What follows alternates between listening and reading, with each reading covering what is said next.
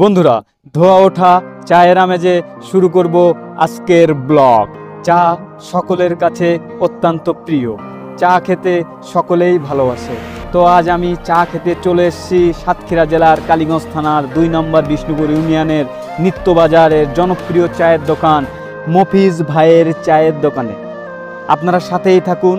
এত জনপ্রিয়তা কিভাবে সে পেল, কিভাবে জনপ্রিয় হলো কাস্টমারের কাছ থেকে, তার কাছ থেকে শুনবো। তো মফিজ ভাইয়ের দোকানের সামনে চলে আসছে, এখন আমরা মফিজ ভাইয়ের সাথে দেখা করব। আপনারা সকলেই সাথেই থাকুন। মফিজ ভাই। হ্যাঁ পবিত্র, ভালো আছো? হ্যাঁ ভালো আছেন। বসো। হ্যাঁ মেলা দিন পরে যে। হ্যাঁ আসলাম আপনার দোকানে চা খাইতে। আচ্ছা বসো।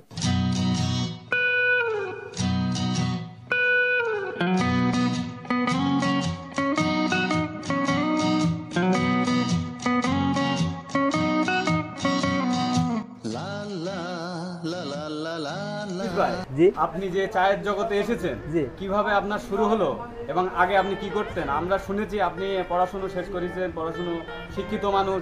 আপনি যে চার কিভাবে উদ্যোক্তা হয়ে চায়ের ব্যবসাটা শুরু করলেন আপনি? আমি তো পড়াশোনা শেষ করার পরে আমি এক বাইরে থাকতাম, খুলনা এক দোকানে থাকতাম। ওখান থেকে বাড়ি আসলাম, বাড়ি আসার পরে এক ঘেরের মৌরির কাজ করতাম। তারপরে ওই ঘেরে দেখা আছে ব্যাপক কষ্টের কাজ, তাই বাজার ঘাটে আসতাম। আস্তে আস্তে চিন্তা ভাবনা করে দেখলাম কী করা যায়। প্রথমে বিভিন্ন উদ্যোগ নিয়েছিলাম, লাস্টে দিয়ে এই উদ্যোগটা নিজে নিয়েছিলাম। নেওয়ার পরে এই প্রতিষ্ঠিত হয়েছে আর কি আপনাদের দোয়ায়। আমার সকালটা শুরু হয় মফিজের চা দিয়ে, আর সারাদিন কাজের শেষে রাতে যখন বাড়ি ফিরি তখন ওই মফিজের চা খেয়ে আমরা সবাই বাড়ি ফিরি। চায়ের দোকানে আড্ডা সকাল সন্ধে, বেকার জীবন চলছিল ভালো মন্দে। বিষ্ণুপুর স্কুলের স্যারকে, সে মফিজ ভাইয়ের দোকানে প্রতিনিয়ত চা খায় এবং স্যারের কাছে শুনবো যে মফিজ ভাইয়ের বিষয়ে কিছু শুনবো। এনার সাথে আমার অনেক দিনের পরিচিত, আমার নগার কাছে পড়তো, সে জায়গাতে পরিচিত নাকি। হ্যাঁ, এবার তারপরে এইসে বাজারে ওই আগে তো বললো কাজকাম করার পর বাজারে এসে এই দোকানটা তখন ওই সাইডে দোকান ছিল, মতো ফেলানো ছিল। একদিন মহিজ ভাই বলতেছে যে মাস্টার এই সাইডে দোকানটা যদি চার দোকান করে হবে, কিন্তু হবে না, এখন অবশ্যই হবে। এই সাইডে আগে তখন অন্ধকার মতো থাকতো। এবার এই মহিজ ভাই দোকান করার পরে তো এই জায়গাটা সবসময় জমজমাট থাকে। আর সবচেয়ে এই মহিজ ভাইয়ের চায়ের একটা গুণ আমি বলবো, চা একবার তার সাথে বলবো, সে শুনবে যে কী কীরকম দেবো, হালকা লিগার করা কি, একবার বলি দেবো। এই 5 মাস পরে আসলেও ঠিক সেই একই কোয়ালিটি চা দেবে সবার ক্ষেত্রে, একবার ছাড়া দুবার তার বলা লাগবে না। তার এই গুণটা সবচেয়ে আমার ভালো লাগে।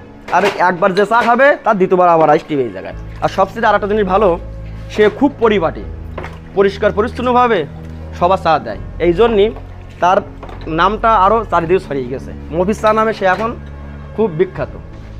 দূরিত্বে মানুষজনও আসে তার এই চা খাতে। 500-700 কাপ চা বিক্রি এক একদিন কিন্তু 4 কথা না।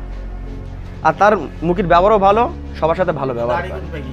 সবার সাথে সে ভালো ব্যবহার করে, এই আর কি। আর মজাদার মানুষ। না ভুলিনি সেদিনটা, ভুলিনি না ভুলবো না কোনোদিন। না ভুলিনি সেদিনটা, ভুলিনি না ভুলবো না কোনোদিন। এখানে বহুত প্রকারের আইটেম আছে। হরলিক্স চা আছে, দুধ কফি আছে, দুধ চা আছে, মালাই চা আছে, মশলা চা আছে, টি ব্যাগ আছে। চা আমি বিক্রি করি, আগে অনেক প্রকারের করতাম, এখন ওগুলো বাদ দিয়ে দিয়েছে আর কি। একজন ভেটেরিনারি ডাক্তারের সাথে কথা বলছি মফিজ ভাইয়ের দোকানে। তো দাদার কাছে আমরা জিজ্ঞাসা করবো যে মফিজ ভাইয়ের চা কেমন লাগে। মফিজ ভাইয়ের চা যদি একদিনে না খাই তা মনে হয় যেন কি একটা করিনি, তার ঠিক নেই। মফিজ ভাইয়ের দোকানে যদি একদিন না ঢুকি তা মনে হয় যে দিনটা মাটি হয়ে গেল, এই যেন মনে হয়। মফিজ ভাইয়ের ব্যবহারও অমায়িক, মফিজ ভাইয়ের চাও অমায়িক, অসাধারণ লাগে। না খাইলে মনে হয় কোনো একটা কিছু মিস করে ফেলাইছি। আমরা মফিজ ভাইয়ের বাল্যকালের বন্ধুকে তার দোকানে পেয়ে গেছি। দাদার কাছ থেকে মফিজ ভাই সম্পর্কে কিছু শুনবো। মফিজ ভাই সম্পর্কে ছোটবেলা থেকে মফিজ ভাইয়ের সাথে কেমন? ওই আমরা দুজনে একসাথে পড়াশোনা করতাম ছোটবেলাতে, আমার বাল্যকালের বন্ধু। বা সেখান থেকে ও চার দোকান করে, সেখান থেকে আমি এখানে চা। আপনি প্রতিদিন কেমন চা সেল করেন আর কি? 500 থেকে 700 কাপ প্রতিদিন সেল করেন? প্রতিদিন। আচ্ছা মফিজ ভাই, আপনার মাসিক আয় কেমন? মাসিক আনুমানিক 30,000। কত বছর যাবত আপনি এই দোকানটা রানিং চলছে আর কি? এই 10 বছর চলছে। 10 বছর। জি। আপনার কাছ থেকে চা খেয়ে কাস্টমার কিছু বলে আপনাকে, ভালো কি খারাপ? হ্যাঁ, অনেকে বলে যে ভালো চা পাই এখানে আসলে। আর আপনার তো কিছু কাস্টমার আছে যারা প্রতিনিয়ত আপনার এখানে আসে আর কি চা খাইতে। সে 365 দিন এইখানেই চা খায় তারা, বাইরে কোথাও খায় না। আমি দোকান বন্ধ রাখলে চা তো সবাই বসে থাকে, যে বাইরে কোথাও চা খেতে যায় না। ভুলিনি সেদিনটা ভুলিনি, না না না ভুলবো না কোনোদিন। ভাগাভাগি করে খাওয়া সিগারেট কাউন্টার, ধার দেনা করে সেদিন চলতো কষ্টে, বাকির খাতায় নাম ছিল ফার্স্ট লিস্টে। স্বপ্নের সাথে তবু ছিল জানা শোনা,